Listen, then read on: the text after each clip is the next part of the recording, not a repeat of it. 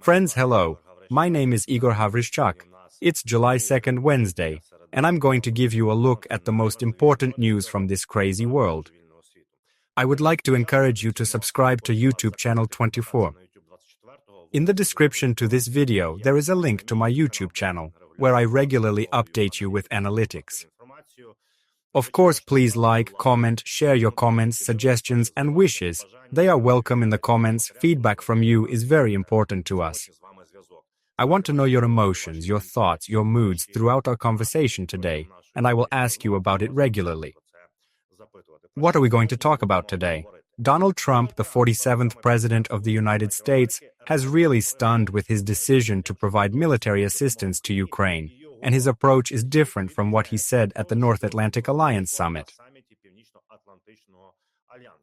Emmanuel Macron, President of France, spoke by phone with dictator Putin for the first time in 3 years. Is it face-saving, as Macron once said? Let's analyze all this in detail. And of course, Azerbaijan has obviously decided to raise the stakes in the conflict with Russia. And Aliyev has taken Putin seriously. Nothing good for the Kremlin here. To begin with, Donald Trump mentioned Ukraine and the fighting in the Sumy sector. The 47th President of the United States reacted to the news that the Russian Federation has concentrated approximately 50,000 troops near Sumy. Trump said he was closely watching the events in Sumy region. He said this in a conversation with journalists. During his visit to Florida, the U.S. president was asked how he would react in the event of a possible Russian offensive, which concentrated the 50,000 occupants in the north of our country. Trump spoke very briefly in his typical manner. "We'll see what happens. I am closely monitoring the situation," Trump said. You know, if you analyze what Trump knows about the war in Ukraine, you have to look at everything through the prism of conversations with Putin, because he actually mentions the Kursk direction. Do you recall that in previous conversations about Ukraine, because his last contacts were exclusively concentrated in the Middle East with dictator Putin, he recalled and threw out the theses that Putin had expressed to him. They say that the poor armed forces of Ukraine are surrounded in the Kursk region. Putin is strong. Remember, I also said that Putin believes he is winning. And again, the US is only talking about the Sumy direction. That there is the east of our country, where the enemy has concentrated 111,000 fighters. Trump is not interested in the territory of Ukraine. He only talks about Sumy and the offensive from the Kursk region. It covers what the Russian propaganda is saying as much as possible on its airwaves. In addition to the fact that Trump is very concerned and knows for sure, and we don't believe in this at all, please write in the comments whether you believe that Trump knows where Sumy and Sumy region are located if you ask him to show you a map. Regarding military assistance from the United States of America. You may recall that at the NATO summit in the Netherlands on June 25th, Trump said that he would consider whether to provide missiles to the Patriot system in Ukraine. He had a good conversation with Zelensky and spoke to a Ukrainian BBC journalist whose husband is at war. He even seemed to be concerned about the fact that there is a war in Ukraine and Russians are killing Ukrainians. Although, as usual, he identified the occupiers with our heroes, saying that 7,000 soldiers die every week. There is information that Trump says one thing and does another. Pentagon has halted the supply of certain anti-aircraft missiles and precision-guided munitions. This was reported by Politico. The decision was made on the initiative of the Pentagon's political director, Elbridge Colby, after a review of the Defense Department's ammunition stockpile, which raised concerns that the total number of artillery shells, air defense missiles, and precision weapons was declining. According to the source, the initial decision to suspend part of the aid promised during the Biden administration was made in early June. However, it is only now coming into force, at a time when Ukraine is repelling Russia's attacks with missiles and drones on civilian targets in Kyiv and other cities. The Pentagon and the White House at the time of Politico's publication did not respond to the journalist's request, but there is updated information. The Pentagon's decision to suspend some of the supplies caused concern among Ukraine's allies in the US Congress. They fear that the country will remain vulnerable to new Russian airstrikes. Politico writes, the munitions are a mix of air defense and precision weapons that have been flowing into Ukraine for much of the past 2+ years. Arming Ukraine combines two types of support the US provided during the Biden administration. Part of it comes from reducing current stocks, with the Ministry of Defense getting funds to quickly replenish the ammo. The second is the Ukraine Security Assistance Initiative, under which the United States finances the purchase of weapons for Ukraine from American defense companies. That is, there are two directions. They gave us weapons from their stockpiles, and the other direction financed production, which is a longer process, and we also received weapons. The authors add that all of the funding was distributed during Biden's term in office. We remember that several billion were allocated when Biden knew he was leaving office. Moreover, NBC News later reported that the United States was supposed to send dozens of interceptor missiles to Ukraine, and they listed the weapons that were delayed. It included thousands of 155mm shells for howitzers, 100+ Hellfire missiles, 250+ GMLRS rockets for HIMARS, Stinger missiles, surface-to-surface missiles, AIM air-to-air missiles, and PAC-2 and PAC-3 missiles for Patriot systems. The PAC-3 is a newer missile that is more effective. Later, there was official information coming from the US.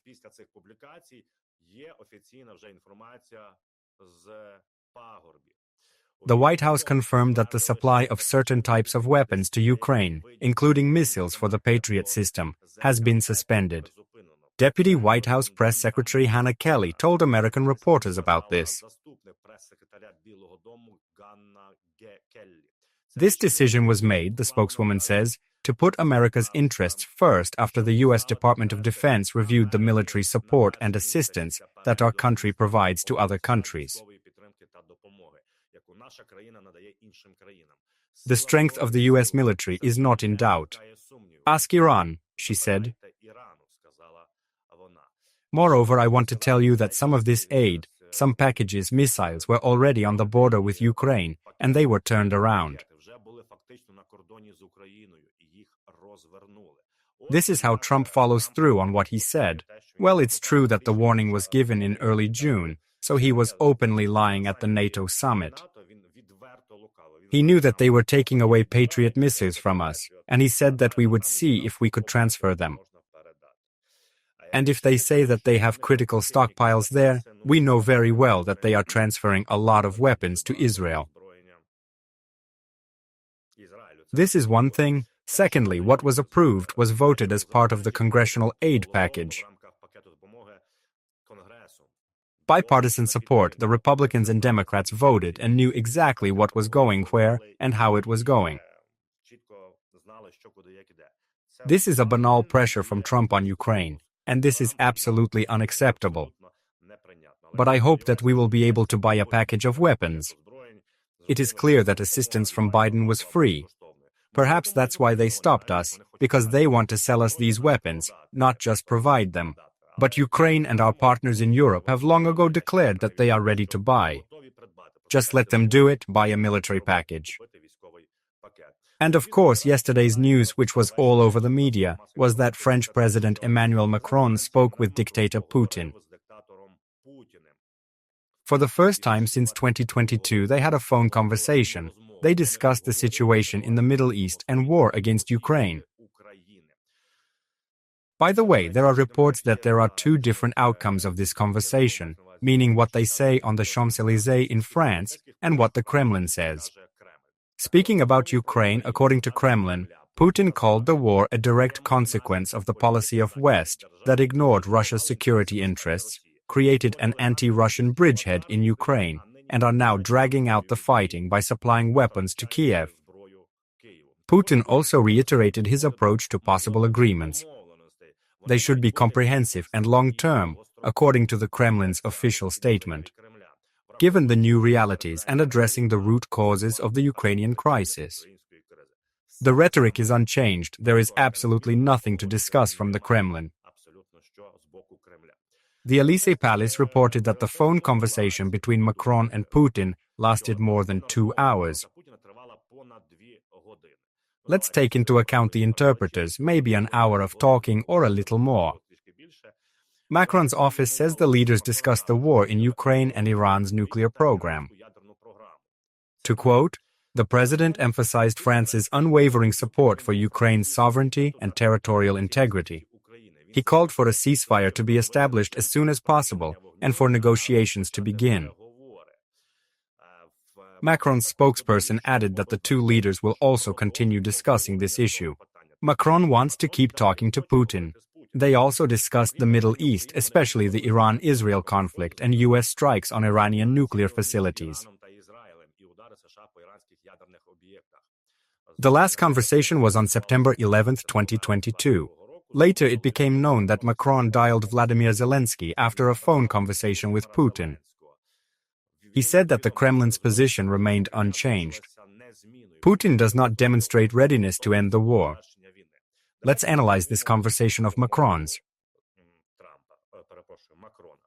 Macron hadn't spoken to Putin in 3 years, dialed him up, and after a 2-hour conversation with interpreters, he said the following, that France supports Ukraine's sovereignty and is in favor of a ceasefire. So Macron has not spoken to Putin for 3 years. 3 years ago, he said that you had to save face. Now you call him, create a resonance, and then come up with the fundamental, indeed, it needs to be repeated constantly, but with phrases that are already obvious. So you talked for 2 hours and then you say, we support Ukraine's sovereignty, ceasefire. For 2 hours, we understand that the conversation was not really about Ukraine for the most part. He had to mention Ukraine in the official communiqué after the conversation. But it is obvious that the key thing Macron probably wanted to talk about was the Middle East and Iran.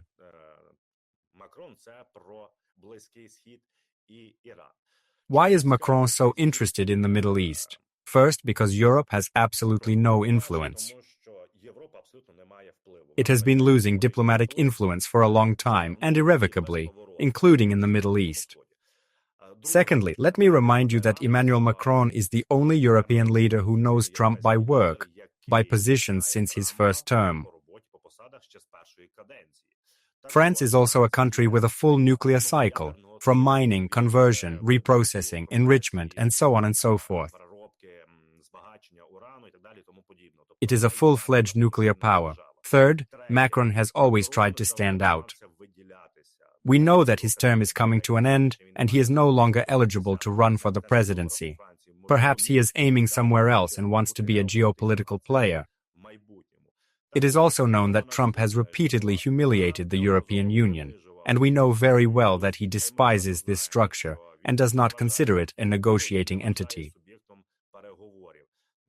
We are well aware that the attacks on Iran, neither Israel nor the United States, take European opinion into account or engage in any kind of discourse. Moreover, you know very well that in recent years France has lost influence in its former colonies in Africa, where they are being replaced by Russia and China. There have also been a large number of coups in the last few years, and the military, supported by Russia, has actually come to power. And as for the Middle East, I'll just remind you that when the bombing and attacks on Israel began on June 13th, the first person with whom Iranian representatives met, the highest representative of their foreign ministry, was the head of that ministry, Abbas Araghchi. On June 20th, Araghchi met in Geneva with French, German, and British foreign ministers Barrot, Lemy, and Vadeful.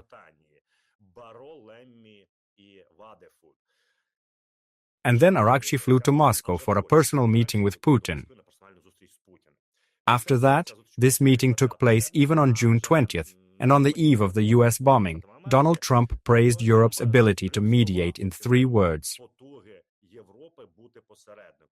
It didn't help. He said, it didn't help. 3 words, and then I'll turn my thought around with the next words. Iran does not want to talk to Europe, it wants to talk to us. Europe plays no role, Trump explained.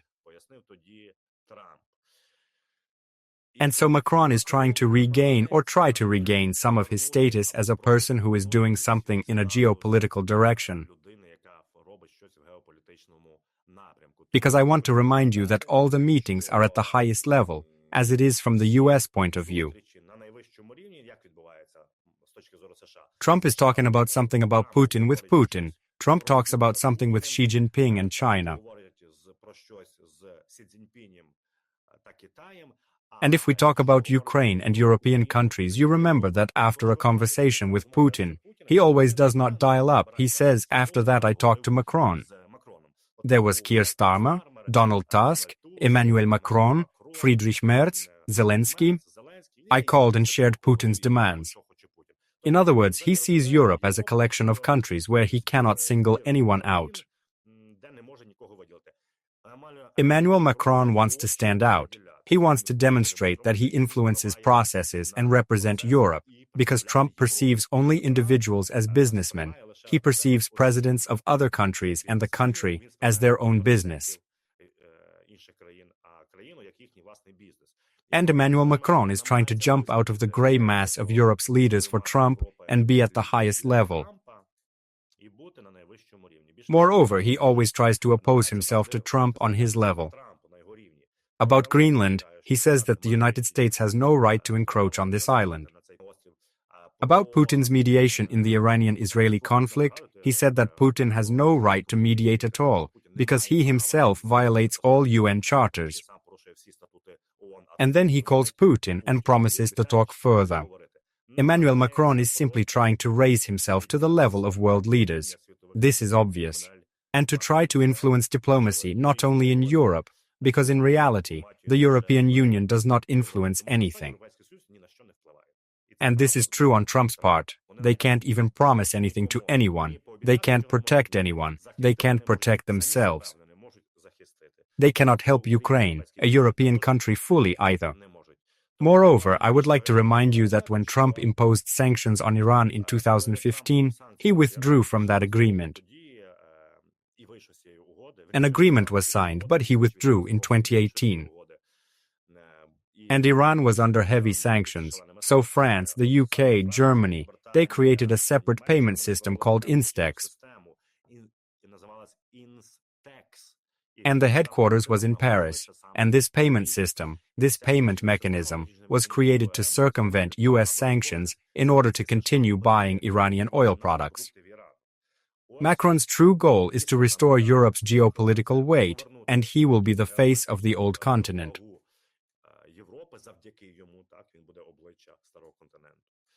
And try to demonstrate that he is a world-class politician. This is absolutely unacceptable to us. Calls to Putin do not bring anything concrete and good. I will just quote the last words of the new German Chancellor Friedrich Merz, who said that, by the way, before he became Chancellor, he promised that if it helps, I will call Putin to talk to him, if it helps to end the war. But then he said, look, Orban, the Hungarian Prime Minister, flew to Moscow last summer, and then Scholz, my predecessor, spoke to Putin. And what did it do? Only more shelling of Ukraine. Every contact with Putin escalates strikes on Ukraine, but Macron says, I will speak. Do you remember when Keith Kellogg, Trump's special envoy, flew to Lukashenko? So Lukashenko made a statement. The Belarusian dictator said that during his talks with U.S. Special Representative Keith Kellogg, he had conveyed to Washington Putin's position on the possibility of a truce with Ukraine and the cessation of strikes against Russia. He was quoted by his own agency, Belta. We quote him as well. You need to hear this. It's time to move on and start doing something. The negotiations on Ukraine were based on these positions. They are talking about it a lot today. A truce, at least in the air. Putin and I have discussed this issue before. This isn't the first time the issue has been raised. Lukashenko says Putin is right. Listen, we don't mind. We don't want American, British, French and German missiles hitting our cities. The dictator also mentioned the ongoing Ukrainian drone attacks on Russia. But according to him, Putin has one clear requirement. He seems to agree to a truce on the condition that the attacks on Russian cities stop. This is absurd. Lukashenko is spreading disinformation because we know their terms at the talks in Istanbul in order to cease fire. This means withdrawal of troops, destruction of all Western weapons, and cessation of arms supplies to us. Lukashenko's statements are absolutely stupid, but whether we should pay attention to them is also a question. Yes, and listen, believe Lukashenko that he discussed Ukraine's strikes on Russia with the United States, so who's going to stop us? We hit Russia with An-196 and everything's on fire there. What will the US say? Don't use your weapons? Clearly no. Moreover, I want to tell you that Germany has officially said that they will finance the production of 500 An-196, these Liti, which just yesterday hit a Russian company very hard. The Germans are ready to provide us with these funds. Kirilo Budanov, the head of the Defense Intelligence of Ukraine, told us whether we should expect an escalation at the front. Where the Russians go, it will be under their control. Do you think that someone does not understand this? And we, as citizens, have to draw only one conclusion from this. We have to really defend our country, and not go around hiding from the TRC or something like that. Otherwise, Russian TRC will come, as it is happening in the occupied territories. And it's happening there, believe me, he said in the interview. Budanov added that the situation at the front is escalating. No one will see anything new. Everything you see now will not change much. Until, let's say, the peace talks are completed. The summer offensive has already begun, and nothing can change dramatically. The Russians are pressing on with huge losses. As for TRC and Budanov, leave your thoughts in the comments. And about Macron, whether it's worth talking. Please rate everything, tell me about it. I will definitely read everything, and we will talk about it in the next conversations. And of course, this is the Caucasus, and we'll talk about Putin and the problems he has with Aliyev there. Obviously, Azerbaijan has decided to start a full-fledged adult conversation with dictator Putin. Ukrainian President Volodymyr Zelensky had a phone conversation with Azerbaijani leader Ilham Aliyev amid the recent mass detentions of Azerbaijanis in Yekaterinburg. The president announced this on social media, quoting, "I also expressed Ukraine's clear support as Russia mocks Azerbaijani citizens and threatens Azerbaijan, and offered condolences over the murder of the Safarov brothers in Russia. All the facts will be clarified and justice will be done." The president said that he and Aliyev share the same vision, the protection of every person's life and dignity. The parties discussed bilateral relations, focusing on energy and humanitarian cooperation. Volodymyr Zelensky says they agreed to hold a meeting of the Joint Intergovernmental Commission on Economic Cooperation. Our governments and government officials are stepping up their work. Let me remind you that it all began on June 27th, when 50 Azerbaijanis were detained in Yekaterinburg. 2 of them, these brothers, died, and they are accused by Russia of murder in 2001. Look, let's not talk about these Azerbaijanis, but it is better to talk about how Azerbaijan perceived it. We remember that when Russian air defense shot down an Azerbaijani civilian plane on December 25, 2024, Putin never apologized for the downing. Aliyev repeatedly told him that, listen, stop pouring water, stop telling us all kinds of nonsense.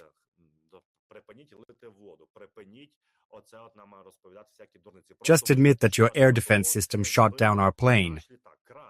No, the plane that crashed in Kazakhstan. Russian operators ignored its SOS signals.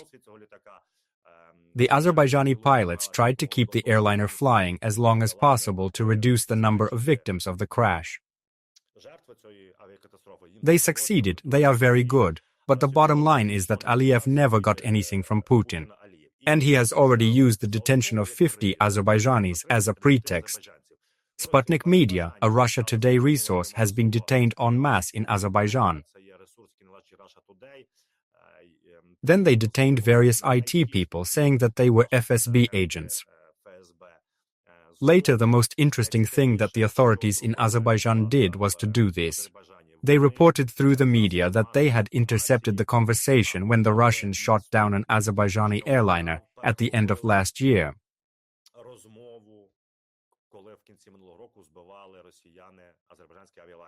Azerbaijani media published an explanatory note by an air defense captain who said he had received an order from the Russian Defense Ministry to shoot down the Azal airline plane.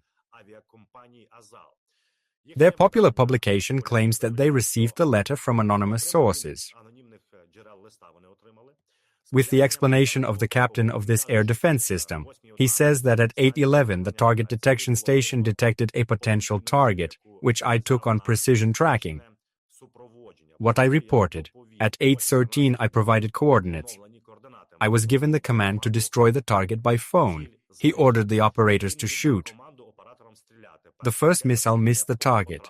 Paladinchuk, who was firing, along with the air defense chief, gave the command to fire again, and they hit. The most interesting thing is that insider reports that there is a fact. By the way, they released the intercepted conversation to the media.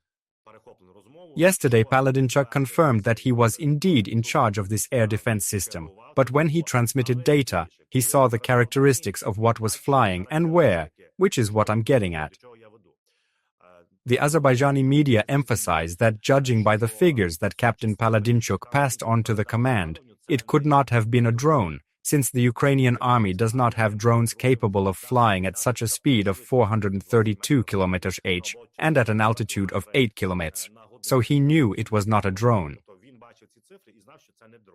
Azerbaijan has emphasized this. We see that Aliyev has taken Putin seriously. Moreover, I would like to remind you that Azerbaijan is in close cooperation with Turkey. They have actually united their armies. And this is a serious loss of influence in the region, in the Caucasus of Russia. After they lost their influence in Syria and Iran, they did not help these regimes. And I also want to remind you that the Russian Empire does not consider anyone to be a full-fledged state, including former Soviet states and Azerbaijan. You know very well that there are Russians in the House, an Azerbaijani, a Belarusian, and other representatives of Caucasian nationality. For them, it's all somehow, they are ours, they live on our territory, but they are somehow inferior. They don't believe Ukrainians even exist. Azerbaijan is demonstrating that there are other nations and Russia will have to reckon with them. And this is very much in our favor because we have to show Russia that there is someone on this earth who does not want to be under the pressure of a dictator and a totalitarian regime. And to fulfill the conditions that the Russian Empire wants to set for itself. Let's end with the good news. There are good hits for the first time since March 15th. There were hits on the critical oil refining infrastructure of Russia. The defense forces, according to the General Staff, hit an important facility in the Saratov region. It is about the Saratov Orgsynthesis oil refinery, the General Staff said. As part of the destruction of the enemy's offensive capabilities, today units of the Defense Ministry's main intelligence directorate, that is yesterday, I quote, in cooperation with other defense forces, struck the territory of the Saratov Orgsynthesis oil refinery. It is noted that the Russian occupiers used the facilities of this enterprise to provide their units fighting against Ukraine with fuel and lubricants. Saratov Orgsynthesis is a chemical industry enterprise. The plant is a subsidiary of the Russian giant Lukoil. It is said to be Russia's leading producer of nitrile acrylic acid, nitrile acetone, and sodium cyanide. This is not the first attack on this company. Drones attacked there in January 2025 as well. Importantly, this is not an oil refinery. This is not something that the Russians process and sell and get petrodollars from. This applies to war and fuel and lubricants. Also, you may remember that on July 1st, there were great strikes on Luhansk, on a Russian oil depot, and in Donetsk, the Institute of Non-Ferrous Metals was hit. There were many opinion statements in the National Security and Defense Council saying that there was a very clear hit. They said it was probably the command post of the 8th General Guard Army of Russia. There may have been drone operators there, but the Russians themselves got burned.